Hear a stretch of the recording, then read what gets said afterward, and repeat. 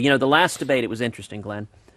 Jake Tapper asked a couple of the candidates on there, are you a climate change skeptic? And for whatever reason, they were afraid to answer yes, and then they sort of bobbed and weaved on that question. I tried to jump in. I said, Jake, you want a skeptic? I'm right here.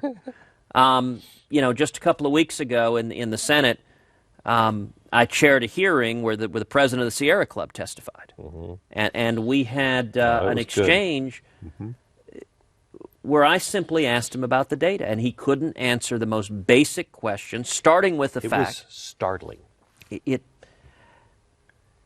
He couldn't answer the most basic fact that for the last 18 years, the satellite data showed no significant warming whatsoever. Correct. He had no idea about that. He turned to his aides every minute or two. And, you know, part of the reason he didn't know the facts? Because climate change is not science. It's religion. Look at the language where they call you a denier. Denier is not the language of science. Look, I'm the child of two scientists. My parents are both mathematicians, computer programmers. My dad was a self-taught geophysicist. The essence of the scientific method is to start with a hypothesis and then look to evidence to disprove the hypothesis. You're not trying to prove it. You're trying to disprove it. Any good scientist is a skeptic. If he's not, he or she should not be a scientist.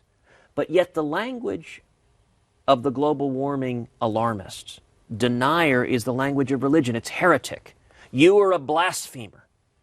The response from the Sierra Club, we have decreed this is the answer, you must accept it. And so he didn't know his facts because he just knew his religion.